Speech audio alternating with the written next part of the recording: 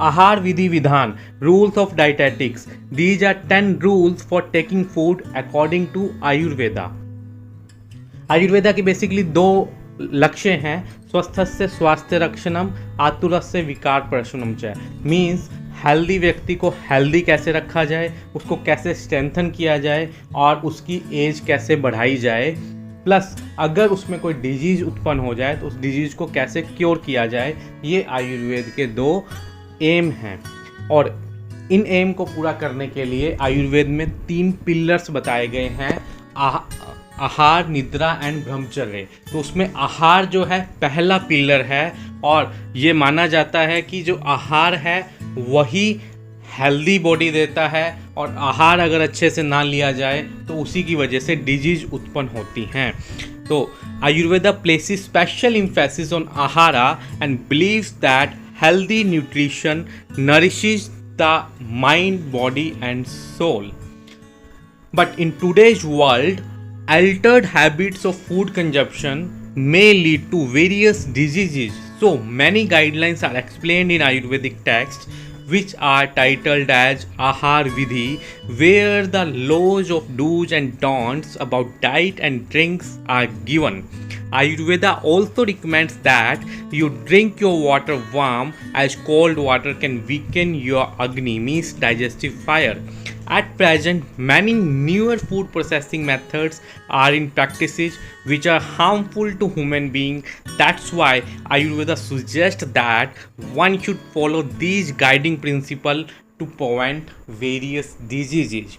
आजकल जो है हम लोग जंक फूड, फास्ट फूड बहुत ज़्यादा खाने लग गए हैं। नए नए तरीके हमने प्रोसेसिंग के ढूंढ लिए हैं, नई नई मशीन्स आ गई हैं प्रोसेसिंग के लिए, लेकिन इनमें से कुछ जो तरीके हैं वो हार्मफुल हैं। इसलिए हमें इन सब गाइडलाइंस को जानना बहुत ज़रूरी है ताकि हम हेल्दी और डिजीज फ्री रह सकें। तो क्या है ये रूल्स? इसके लिए चरक विमान स्थान में एक श्लोक दिया गया है, उष्णम सनिग्धम मात्रावत जीर्णम वीरे विरुद्धम इष्ट देशे इष्ट सर्वोपकरणम न अतिद्रुतम न अति विलंबितम अजल्पम अहसन तन्मना भुंजितम आत्मना भी समीक्षा सम्यक। मीन्स 10 ये रूल्स बताए गए हैं कि फूड को हमें कैसे लेना चाहिए। उसमें पहला है उष्णम अश्नीयते, means eat hot and fresh food.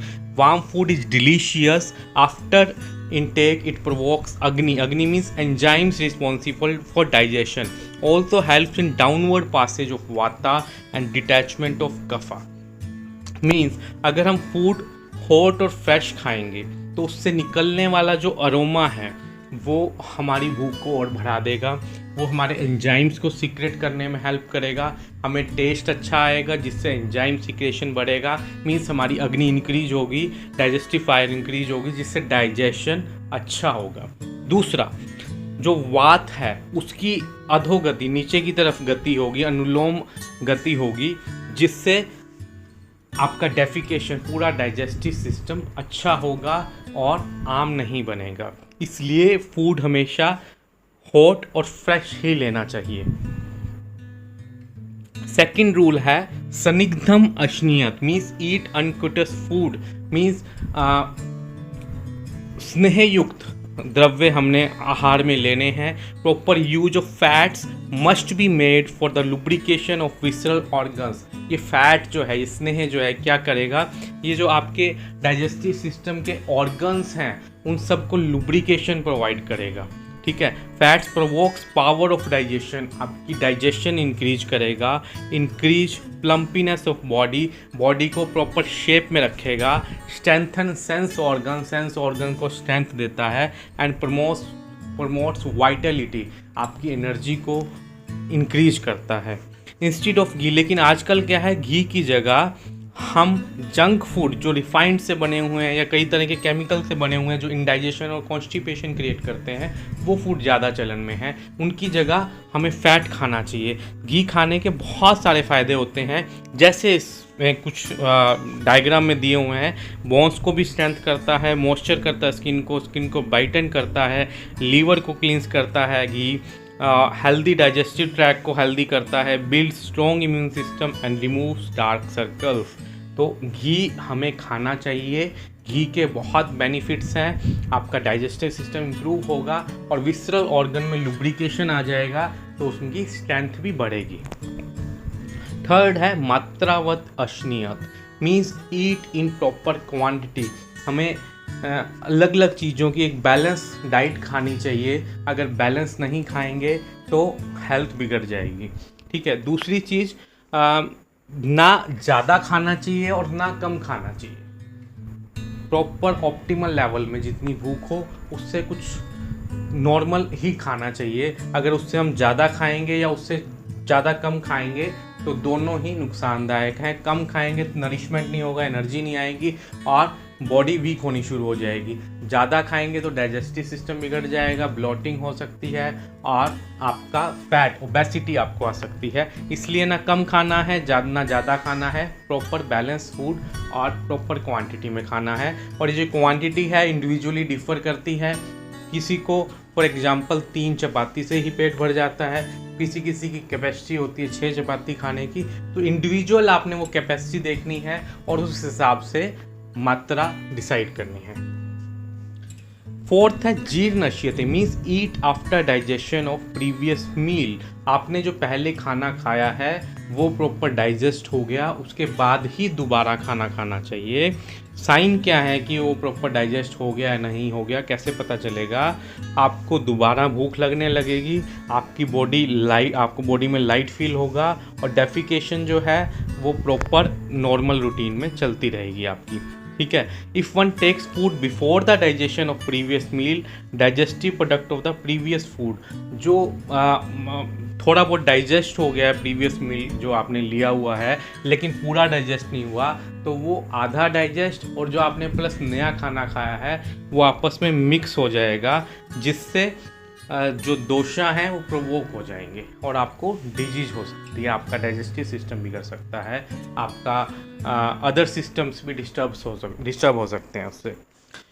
Fifth है वीर्य वृद्धम अश्नीयते, means eat food having no contradictory potency. Means जब एक या दो से ज़्यादा फूड आप इकट्ठे खाते हैं तो आपको ये ध्यान रखना है कि उनका आपस में जो मेल है वो कॉन्ट्राडिक्टरी ना हो। जैसे अगर आप कोई गर्म चीज़ खा रहे हैं, गर्म के साथ ठंडी नहीं खानी चाहिए। ठीक है। उसके साथ हमें फ्रूट्स नहीं खाने चाहिए। गर्म चीज़ के साथ दही नहीं खानी चाहिए, दही की तासीर भी ठंडी होती है। और अगर आप कोई पहले का बचा हुआ बासी भोजन या लेफ़्ट ओवर खा रहे हैं, उसके साथ फ्रेश फूड मिक्स करके नहीं खाना चाहिए।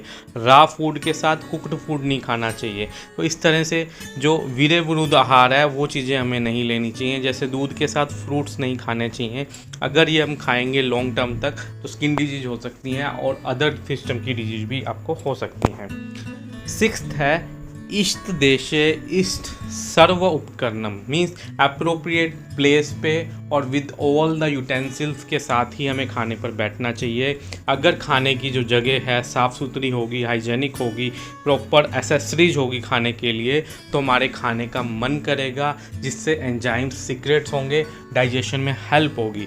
और अपोजिट अगर ऐसा नहीं हो, अगर जगह अच्छी ना हो खाने की या आपके पास प्रॉपर एसेसरीज ना हो खाने के लिए, तो खाने का मन नहीं करेगा, आपको स्ट्रेस फील होगा, जिससे जो एंजाइम्स हैं प्रॉपर नहीं निकलेंगे, डाइजेस्टिव सिस्टम प्रॉपर वर्क नहीं करेगा। सेवंथ है न अति द्रुतम अश्नीयत, मीन्स ज़्यादा जल्दी नहीं खाना चाहिए। आजकल हम लोग बहुत जल्दी में रहते हैं, कंपटीशन बहुत ज़्यादा हो गया है, मनी माइंडेड बहुत ज़्यादा हो गया है, मटेरियलिस्टिक बहुत ज़्यादा हो गए हैं, जिस वजह से खाने के लिए टाइम ही नहीं निकाल पाते और बहुत जल्दी खाते हैं। तो जल्दी खाने से क्या होगा, वो डाइजेस्ट प्रॉपर नहीं होगा। ठीक है। आपको एनर्जी नहीं मिलेगी प्रॉपर उससे।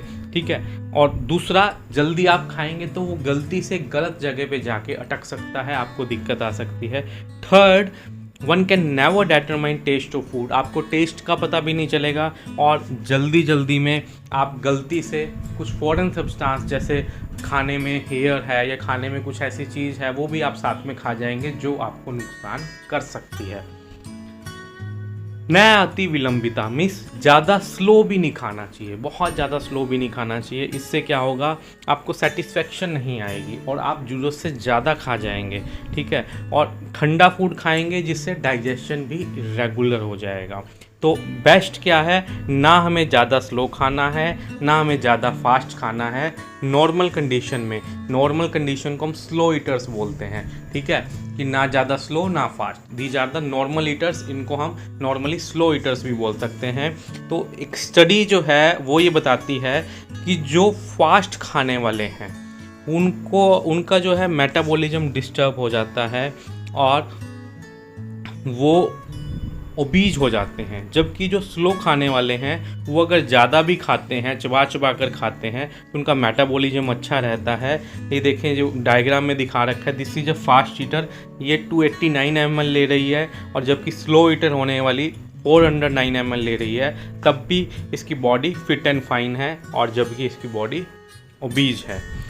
तो to get into the habit of eating slowly, start by counting how many times you chew each bit, then gradually increase the count if you feel that you are not chewing.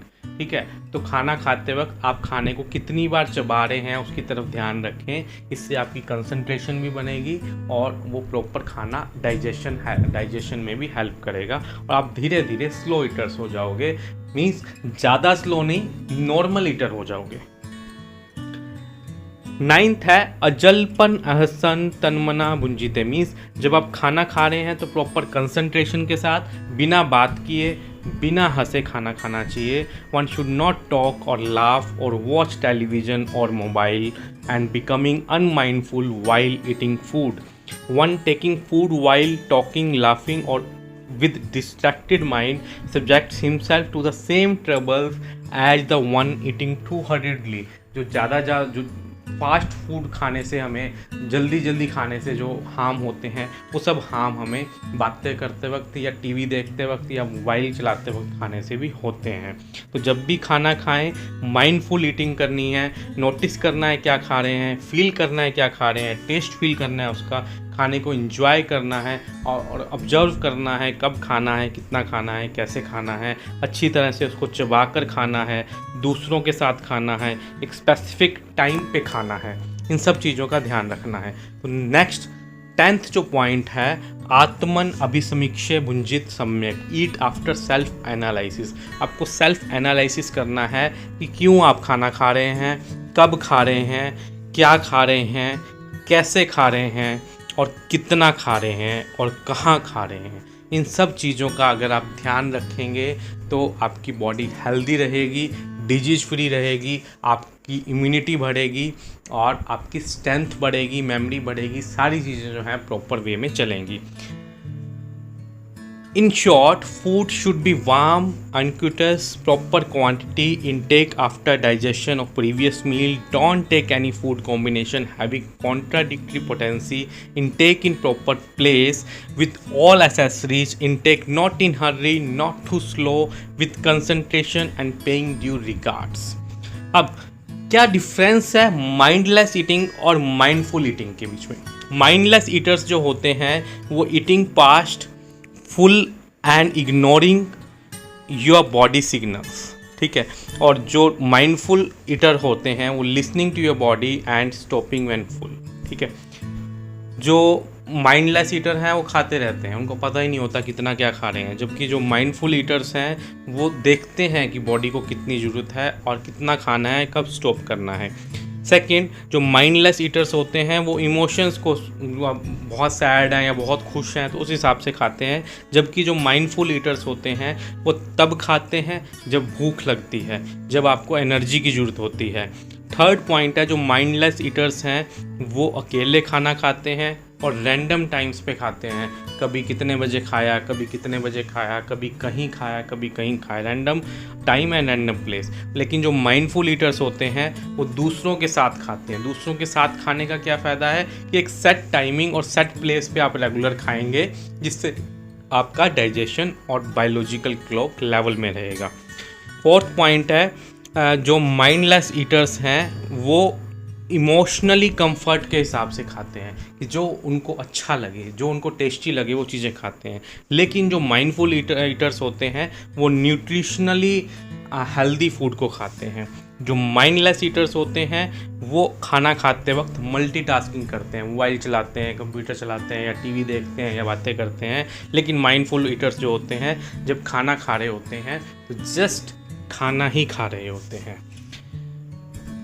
और जो mindless eaters होते हैं वो खाना खाने को एक आखिरी काम समझते हैं कि बाकी सब इम्पॉर्टेंट है, खाना खाना तो लीस्ट इम्पॉर्टेंट है। लेकिन जो माइंडफुल ईटर्स होते हैं उनके लिए फूड सबसे ज़्यादा प्रायोरिटी पे आता है, क्योंकि फूड जो है फर्स्ट पिलर है हमारी लाइफ का, हमारे को हेल्दी रखने का, डिजीज फ्री रखने का। अब इसमें सबसे इम्पॉर्टेंट समझने वाली बात क्या है कि जब हम कंसंट्रेशन के साथ खाते हैं, पूरे माइंड के साथ खाते हैं, तो हमारी बॉडी का जो है पैरासिम्पैथेटिक नर्वस सिस्टम, जिसको हम rest and digestive side of nervous system बोलते हैं, वो एक्टिवेट हो जाता है। जब आप स्लोली कुछ काम करते हैं, प्रॉपर से ब्रीथ करते हैं, स्पेसिफिकली आप एक्सेल करते वक्त अपनी ब्रीथ को एक्सटेंड करते हैं, तो आपका rest and digestive side of nervous system activate हो जाता है। और इसमें क्या डिफरेंस है, जो आपका फाइट एंड फ्लाइट, जो सिंपैथेटिक नर्वस सिस्टम है, ऑटोनोमिक नर्वस सिस्टम की 2 ब्रांच होती हैं आपके नर्वस सिस्टम के अंदर। एक ऑटोनोमिक नर्वस सिस्टम होता है, उसकी 2 ब्रांचेज होती हैं। सिंपैथेटिक जो है वो बेसिकली डाइजेशन को इनहिबिट करता है, और जो पैरासिम्पैथेटिक जो रेस्ट एंड डाइजेस्ट है वो डाइजेशन को स्टिमुलेट करता है। तो अगर आप कंसंट्रेशन के साथ खाएंगे, आपका रेस्ट एंड डाइजेशन साइड जो है ब्रेन की एक्टिवेट हो जाएगा, जिससे डाइजेशन आपका इम्प्रूव होगा, खाना प्रॉपर डाइजेस्ट होगा, तो आपको एनर्जी मिलेगी, आपकी हेल्थ इंक्रीज होगी, ठीक है, और आप डिजीज फ्री रहेंगे। तो इसलिए खाना खाते वक्त इन 10 बातों का ज़रूर ध्यान रखना है। Thank you so much for listening so attentively.